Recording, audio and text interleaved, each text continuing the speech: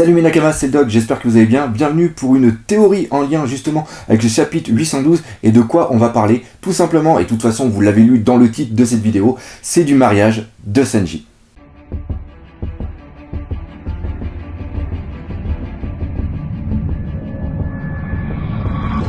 Avec ce chapitre, on voit qu'il y a eu plusieurs pièces de puzzle qui ont été dispersées un peu partout et que là est en train de s'assembler. Et on a surtout une grande évolution, c'est-à-dire que comme je l'avais dit, on voyait tous, il y a 2 mois, on voyait tous partir en courant comme des malades après l'arc Zou vers Wano Kuni pour aller latter la gueule à Kaido parce que c'était quand même le but de l'alliance entre Luffy et bien sûr Law. Et manque de peau, là, avec ce mariage de Sanji, on va aller vers Big Mom. Mais il est important de savoir qu'il y avait quand même quelques petits indices qui avaient été dispersés au préalable et maintenant, vraiment, ça nous saute à la gueule. Pour moi, il y a 3 choses vraiment importantes. Premièrement, l'affiche. On remarque que l'affiche, il y a un Only Alive et il y a aussi le vrai visage de Sanji. Deuxièmement, on apprend que c'est un mariage qui est arrangé entre 2 familles et si un mariage est arrangé, il y a obligatoirement des bénéfices unilatéraux ou vraiment pour une partie. Et troisièmement, un truc qui est quand même pour moi important dans ce mariage ou la cause de ce mariage, c'est tout simplement la déclaration de la guerre envers le monde entier par rapport à Kaido, car rappelez-vous, Kaido en voulant mourir a dit je vais déclencher, c'est plus les termes exacts mais en gros c'est je vais déclencher une putain de guerre, comme ça au moins là-dedans je vais crever, quitte à détruire le monde avec moi. Et justement, cette guerre que va lancer Kaido va faire vraiment trembler, je dirais, le gouvernement mondial. Pourquoi ? Parce qu'il veut tout simplement, il ne veut pas faire la guerre avec 2-3 personnes, il veut détruire le monde. Et ça, on sait que c'est une des plus grosses menaces, car comme nous l'avait justement expliqué une fois Doflamingo, lui aussi, son but total, c'était de détruire le monde, car il voulait enlever le jouet qu'avaient dans les mains les Tenryubito, car les Tenryubito, sans le monde à leurs pieds, ils ne sont absolument rien. Donc le fait, pour moi, que Kaido ait vraiment lancé au jour cette guerre qui va tout dévaster est le plus gros danger par rapport au gouvernement mondial et surtout par rapport au Dragon Céleste. Et quand tu vois un crétin fini comme a l'air de l'être Kaido avec des mecs, des calamités dont on a vu Jack de quoi il était absolument capable, il avait une prime de 1 milliard et je pense que le gouvernement mondial par rapport à lui doit quand même se chier sévère dessus et on peut imaginer que les autres calamités aient aussi un niveau identique ou voire un niveau plus élevé. Encore une fois, je pense sincèrement que Jack n'est pas mort et qu'il a réussi à sauver Doflamingo, donc on voit qu'il fait quand même une grosse menace. Personnellement, je pense que le gouvernement mondial, avec la marine et même avec les Shichibukai, ne sont pas en état de pouvoir arrêter Kaido si celui-ci a pour but de détruire le monde. Ou même à la rigueur, si on dit que le gouvernement mondial et les Shichibukai arrivent à arrêter Kaido, après il y aurait une telle instabilité au niveau du monde que franchement, ça serait plus néfaste pour eux que bénéfique. Donc quoi de mieux pour arrêter un empereur qu'un autre empereur. Dans les empereurs, il nous reste qui ? Il nous reste Shanks. Je vois pas s'allier au gouvernement mondial. Franchement, non, il n'y a aucun appui là-dessus. Barbe Noire. Barbe Noire est beaucoup trop fourbe et je pense qu'il a d'autres projets.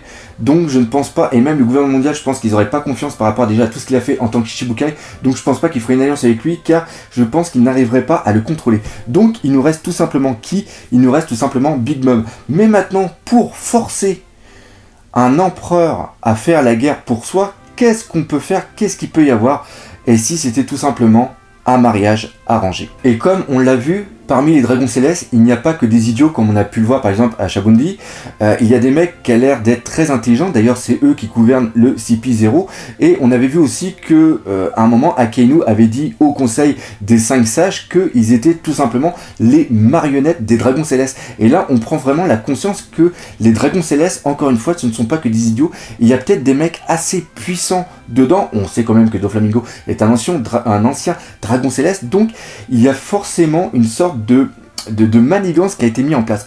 Maintenant, vu comment se considèrent les dragons célestes par rapport aux humains, il n'y a personne qui va donner son fils à marier avec une des filles justement de Big Mom. On en parlera tout à l'heure justement des filles, et il a fallu trouver un moyen pour trouver quelqu'un ayant une sorte de sang de dragon divin qui se marie avec l'une des filles de Big Mom pour pouvoir mettre en place cet arrangement pour que justement l'empereur travaille un petit peu pour eux par rapport à ce lien de famille qui pourrait justement y avoir et tous les effets rétroactifs qui pourraient être enclenchés.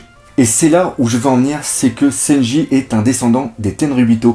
Et même si ça paraît totalement what the fuck, et si ça paraît complètement tordu la tête, et même surtout si ça paraît redondant par rapport à Doflamingo, je pense qu'il y a vraiment quelque chose comme ça. Alors maintenant, pourquoi il aurait été abandonné, pourquoi il y aurait passé ça, et pourquoi justement d'autres personnes comme Doflamingo ou alors tout simplement Ivankov ne l'auraient pas reconnu, vu qu'ils ont quand même passé beaucoup de temps avec, qu'ils n'auraient pas reconnu justement que c'était un Tenryubito et tout l'enjeu qu'il y aurait autour.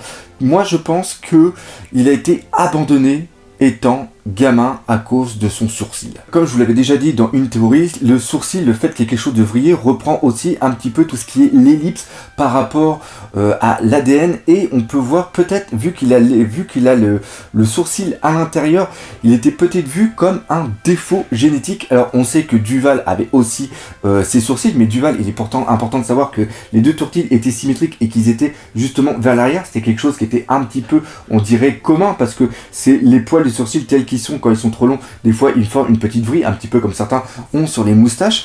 Et dans les différentes affiches qu'il y avait eu de Senji, qui avait été seulement qu'un dessin, on voyait le sourcil vers l'extérieur. Et imaginez justement que les Dragons Célestes, quand il y a eu la naissance de Senji, la famille ait vu le sourcil à l'intérieur et qui ait vu ça comme une sorte de tare génétique, et que pour eux, se considérant comme une sorte de race pure, de race vraiment élite, même si on convient qu'il y en a certains qui ont vraiment une gueule complètement horrible, peut-être que le fait de ne pas avoir eu une symétrie au niveau du visage et d'avoir eu le sourcil à l'intérieur, ils ont vu ça comme une tare et ils ont voulu se débarrasser de l'enfant. Ils n'ont peut-être pas voulu le tuer et ils l'ont tout simplement jeté du haut de leur, comment ça s'appelle, de leur tour, un petit peu comme les Spartes ils faisaient à une époque, c'est-à-dire que vu que c'est un défaut, ils l'ont jeté et il a été recueilli et il a été tout simplement élevé sans savoir qu'il avait du sang vraiment de Tenryubito en lui. Par contre, maintenant qu'on a sa vraie affiche avec son vrai visage, et justement sur ce visage on voit qu'il a le sourcil à l'intérieur, peut-être que les Dragons Célestes ont dit putain,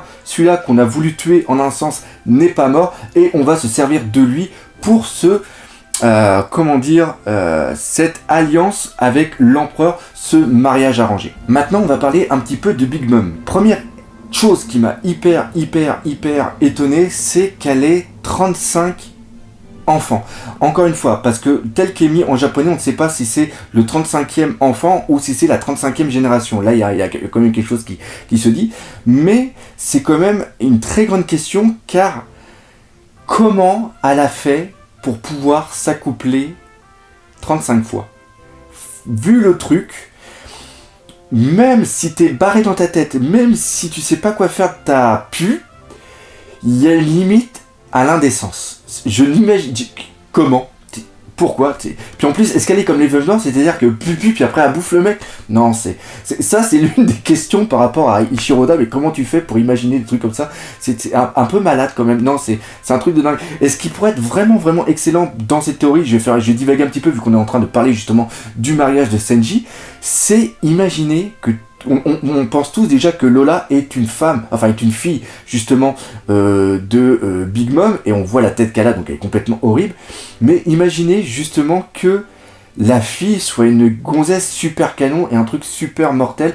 Ça, encore une fois, c'est encore quelque chose qui pourrait vraiment nous prendre à contre-pied. Donc tout ça pour dire qu'il va quand même y avoir un mariage et que celui-ci va être célébré, et que vu que l'union va être faite, Big Mom a aussi un très grand intérêt là-dedans, car maintenant elle a un contact, elle a vraiment un très bon contact direct vers les Dragons Célestes, et dans sa tête, vu qu'on voit qu'elle a quand même payé César pour augmenter les capacités de son équipage, on voit qu'elle a quand même des buts à long terme et peut-être surpasser les autres empereurs, et en ayant un lien avec les Dragons Célestes, ça lui donnerait une sorte de carte blanche pour faire ce qu'elle veut absolument du monde, parce que en un sens, les Dragons Célestes, ils s'en foutent de qui règne en dessous. Le tout pour eux, c'est qu'ils aient encore les personnes comme des sortes, entre guillemets, je dirais, de jouets. Donc eux, ils s'en battent les couilles, et encore une fois, voir qu'un empereur va combattre un autre empereur, c'est tout bénéfique pour eux, car après eux, avec le gouvernement mondial, ils pourront faire absolument ce qu'ils veulent. Et maintenant, pour terminer cette théorie, on va voir comment Luffy va peut-être justement intervenir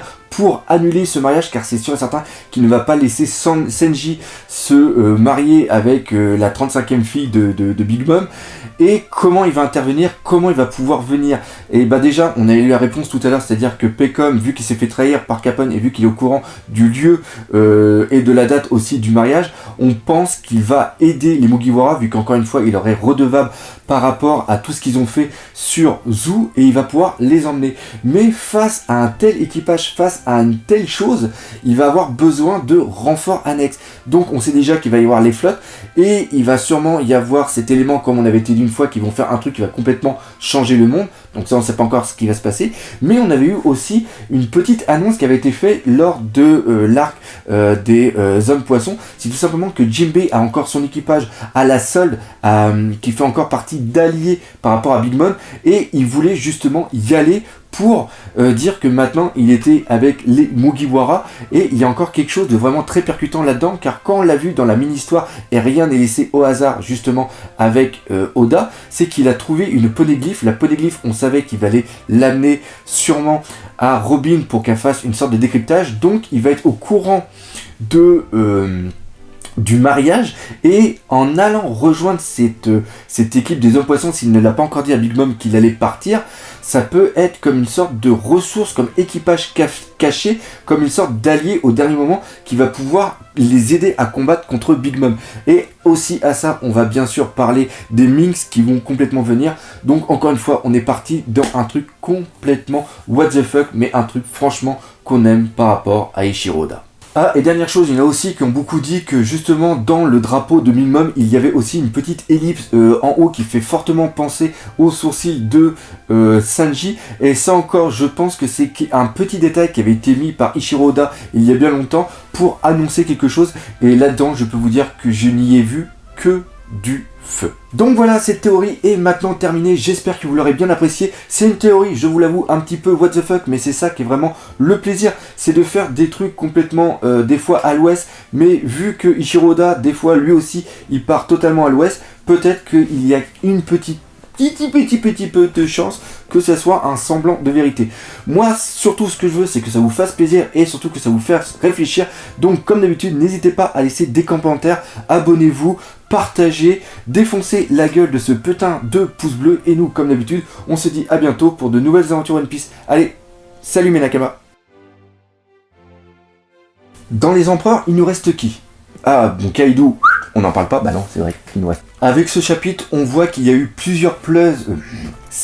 Je pense sincèrement que le Sanji... Wouah, putain de sa mère. Le sang des dragons célestes n'est pas un dragon céleste en elle-même, en lui-même.